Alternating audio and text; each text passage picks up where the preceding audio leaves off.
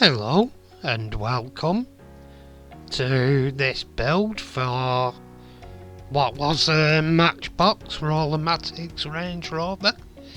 As you can see, it's in an exceptionally play-worn condition and what I'd normally call proper battered, and it's not going to finish up like this. I know the result, obviously, and it's worth sticking around for, as I got a nicer result than even I thought I'd get out of this. I amazed myself, stands back in amazement. Anyway, without further ado, let's start with the build. And first off, we'll be drilling out the posts as per, to make room to drill the posts and tap them for screws. And as you can see on the interior, that was the Rollermatics mechanism. And here I'm sewing off the unsightly beacon. I actually threw the part away, which when I thought of it after, I thought that could be useful for something. But hey, I can find it in my junk pile. And then put it in my spares box. And there we are, we've got a flat roof. It's not going to stay like that, because I did start off this bit here with the intention of filling and having a normal flat roof. And then I thought, why the hell am I struggling? And I went on a different tangent, as you'll see in a second or two. But here I'm filing in the lines in the roof, which was a pretty futile thing to do, really. As here, I've changed course, because I got a jeweller's saw the other day in the mail.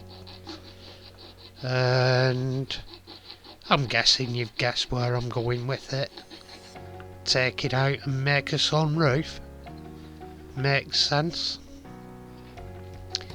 My plan is, you'll see it later, rather than just have the hole and the stuff, I've cut a small piece of clear plastic card, and then, well, you'll see what I do with the windows later, because they were basically crinkled on the outside and coloured so you couldn't see in the car, because obviously the car was full of the Rollermatics mechanism.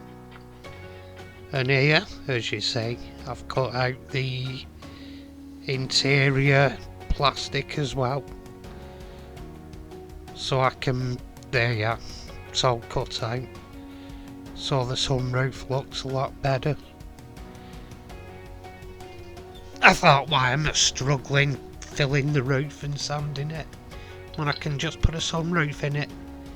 Made more sense. Anyway, here I'm drilling the pillar,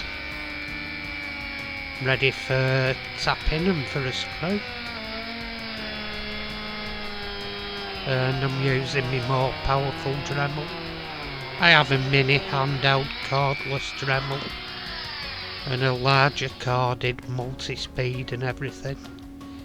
Covers most bases. And here, as I say, I'm using my M2 tap, putting the threads into the post. And as I've said a few times before, I've not said it recently, but there's three types of taps. There's your tap for starting off, your mid-range tap, and then you have a tap for going all the way to the bottom of holes, which is called a bottoms tap. So you buy them in a set of 3 and it gives you all 3. Just lubing up so it gives less risk of snapping the tap and makes it slightly easier. You can go in, back off a little, go in, back off a little, When it feels tight, back off, start again as you saw there. Bit of a twitch and start again there. So you get down as far as you want. Clear the gunk off the top, and there we are. Just test fitting the screw.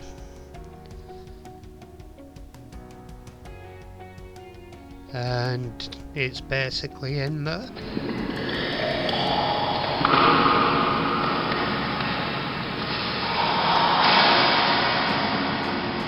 Frankenstein?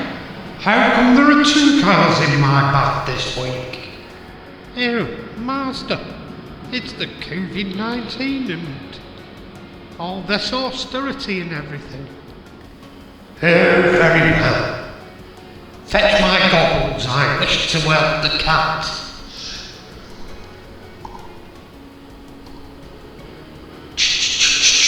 Here, boy. Anyway, here we go. Off again. And there's the body out of the caustic soda bath of doing. And using a wire brush on my handheld cordless Dremel.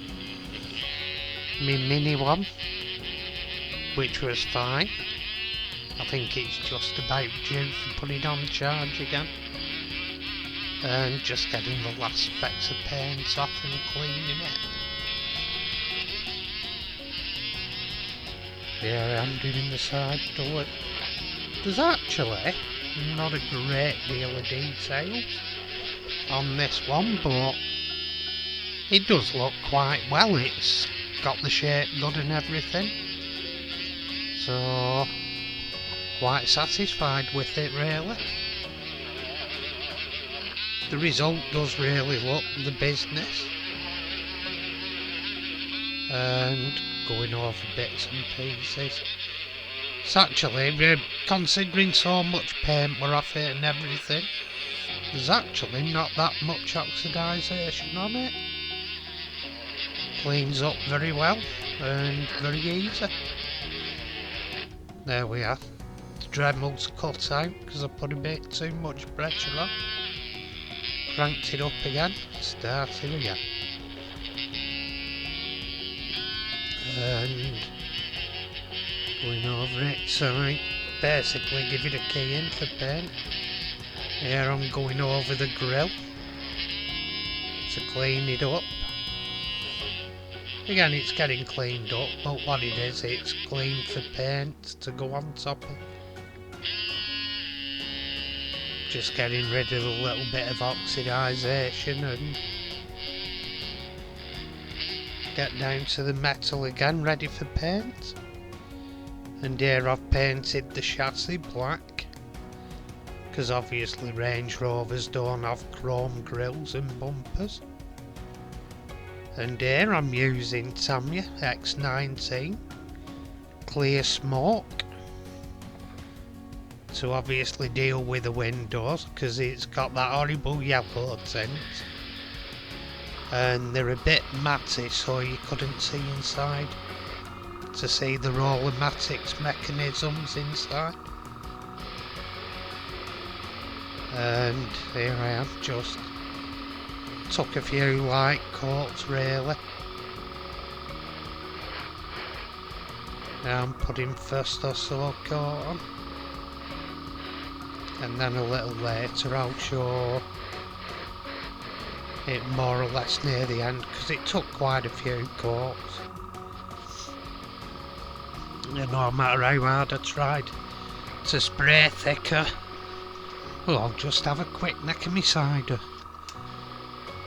Throat's getting dryish.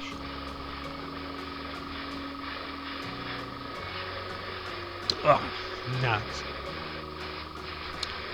Anyway, here we go. Coming up to the next part now.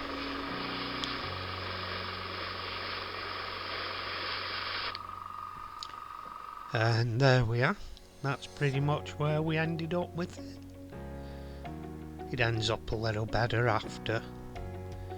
It actually looks better in the car. And here I am with the body. I've sprayed in primer and I've started spraying the colour, I think. Or maybe that's before I did the primer, I'm not sure. No, that's the colour coat, that. I was going for a dark grey silver colour. I mixed gunmetal and natural steel, I think it was, to Vallejo colours, and to make them a bit more resilient after I coated it over with the clear coat of lacquer, like an auto body lacquer. I've got 2 big rattle cans of it. Except the weird thing is they don't rattle because there's no pigment in it. It's just the lacquer and carrier, so they don't actually rattle, as they don't need agitating when you shake them. And next up, I had to put some super glue on the rear chassis unit that it had broken. It had snapped, and I've just sprayed it with a bit of zip kicker, make the glue cure faster. And it's quite often you get the case with these matchbox suspension idea. They'll snap and it'll give it wonky suspension. The worst 2 I ever came across as a kid, and it still holds true today. The worst 2 for snapping the rear suspension was the road dragster and the Baja buggy. The actual green one with the big V8 engine on the back was the one that did it most. Although the purple one with yellow dots did it as well. Anyway, here I'm cutting out a small piece of clear plastic card to make the sunroof. Just cutting it down to size.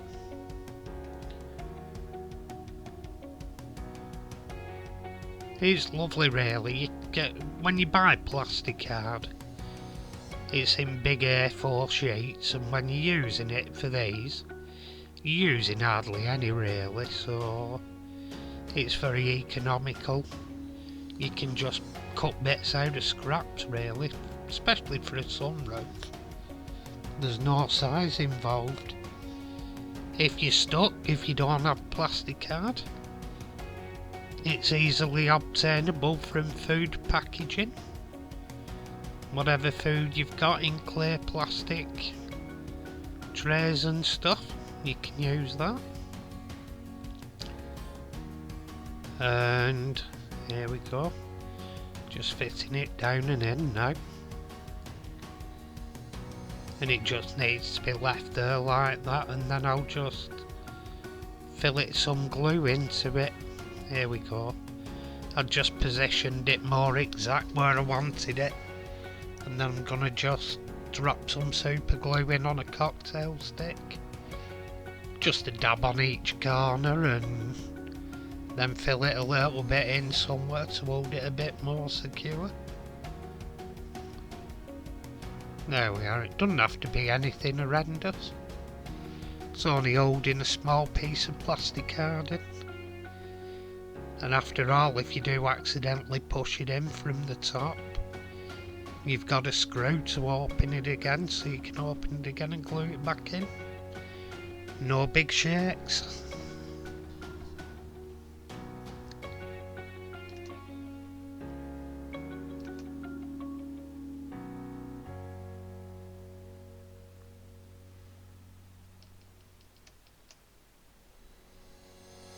And here we are, just dropping a bit more glue in on the front edge.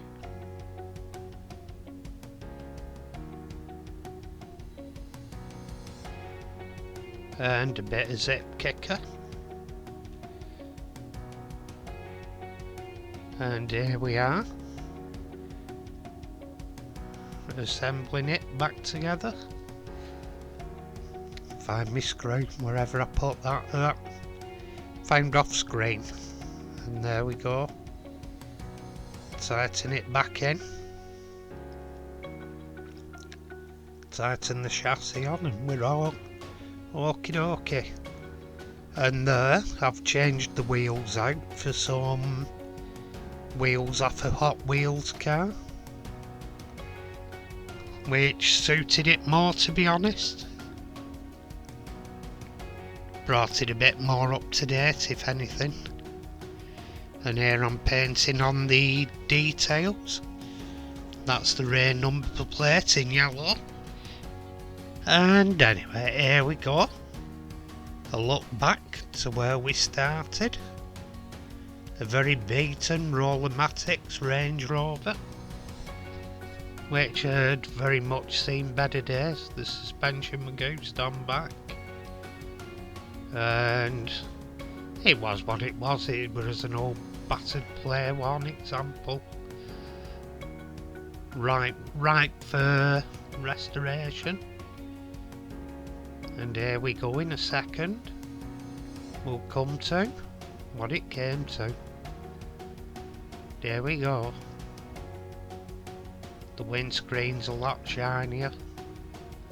Unfortunately, that means you can see through it a bit better, but hey ho, never mind. But all in all, it does what it says on the tin. It looks like a Range Rover, and it's been a very pleasing build. Hope you've enjoyed watching it. If you have, please subscribe and ring the bell for notifications.